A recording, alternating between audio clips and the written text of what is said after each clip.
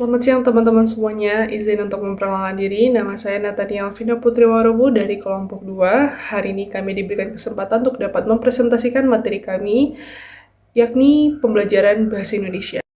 Sebelumnya kami mengucapkan terima kasih kepada dosen pengampu kami, Profesor Dr. Hasna Faizah ARM Home, yang telah memberikan kami kesempatan untuk dapat mempresentasikan materi ini. Sebelumnya, kami dari kelompok 2 akan memperkenalkan diri. Kami beranggotakan 3 orang, yakni yang pertama, saya sendiri, Natania Alvina Putri Warubu, dengan NIM 25021105-108. Kemudian ada rekan saya yang kedua, yakni Iqbal Syaputra, dengan NIM 250211024448. Dan rekan saya yang ketiga, yakni Gufron Alfaris, dengan NIM 250211010926. Nah, sekarang kita akan masuk ke dalam materinya. Teman-teman semuanya, sebelum kita mengulik lebih dalam mengenai materi ini, ada baiknya teman-teman tuh mengetahui apa saja yang akan kita pelajari. Kami sudah membaginya dalam 6 bagian. Yang pertama, kita akan mempelajari tentang hakikat pembelajaran bahasa Indonesia. Yang kedua, mengapa bahasa Indonesia itu penting. Yang ketiga, peran dan fungsi pembelajaran. Yang keempat, sikap terhadap bahasa Indonesia. Kelima, kita akan bicara tentang kompetensi yang diharapkan dari pembelajaran. Dan yang terakhir, kita akan menyimpulkan materi ini. Nah, kita masuk pada materi pertama, yakni hakikat pembelajaran bahasa Indonesia. Nah, teman-teman semuanya, pembelajaran bahasa Indonesia ini merupakan satu proses pendidikan yang tujuannya tuh untuk meningkatkan kemampuan peserta didik untuk dapat berkomunikasi dengan bahasa Indonesia yang baik dan benar, baik secara tulisan maupun lisan.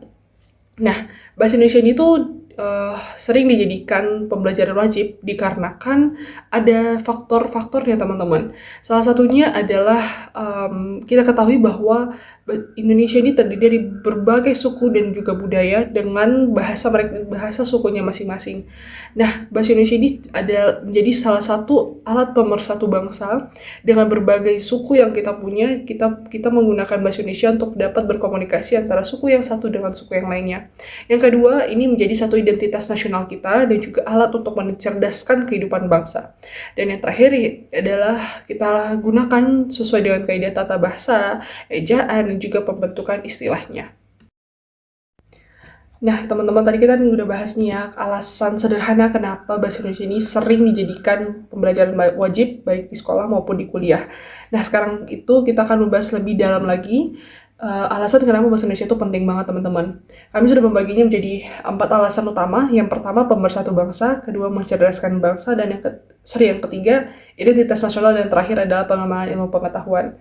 Nah, kita bahas dari yang pertama, yakni pemersatu bangsa. Teman-teman, kita tuh semua tahu bahwa di Indonesia ini terdiri dari berbagai jenis suku dan juga budaya yang begitu banyak, teman-teman.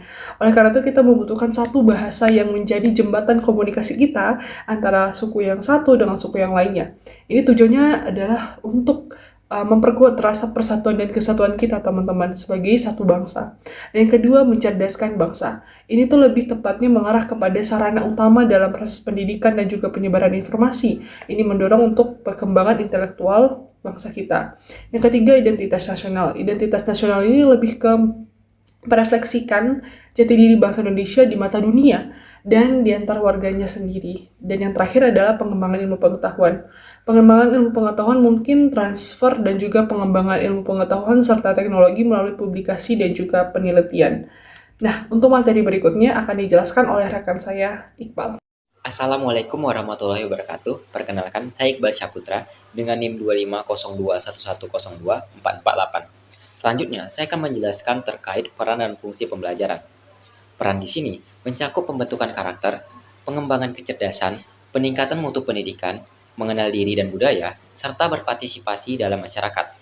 Sedangkan fungsinya, sarana persatuan bangsa, pengembangan iptek dan seni, penyebaran bahasa Indonesia yang baik, serta sarana pengembangan penalaran. Selanjutnya, yaitu sikap terhadap bahasa Indonesia. Sikap ini sangat mempengaruhi kualitas penggunaan bahasa di masyarakat. Sikap positifnya yaitu mencakup bangga menggunakan bahasa Indonesia, berhati-hati dalam berbahasa, mengoreksi kesalahan pemakaian bahasa, serta tertarik menambah pengetahuan bahasa. Sedangkan sikap negatifnya adalah lebih bangga memakai bahasa asing, meremehkan bahasa Indonesia, dan malu menggunakan bahasa sendiri. Selanjutnya, di kompetensi yang diharapkan dari pembelajaran. Berkarakter religius, jujur, disiplin. Berarti membangun pribadi yang berintegrasi dan bertanggung jawab, percaya diri berbahasa, mampu memahami teks deskriptif dan petunjuk, mampu berpikir kritis dan analitis. Setelah melalui proses pembelajaran bahasa Indonesia, mahasiswa diharapkan memiliki kompetensi yang menyeluruh, baik dalam aspek kepribadian maupun akademik. Kesimpulannya, bahasa Indonesia merupakan identitas pemersatu bangsa. Pembelajarannya bertujuan untuk membentuk mahasiswa yang terampil komunikasi, berkarakter nasionalis, kritis melalui pendekatan berbasis teks, mampu berperan dalam dunia akademik maupun masyarakat. Terima kasih.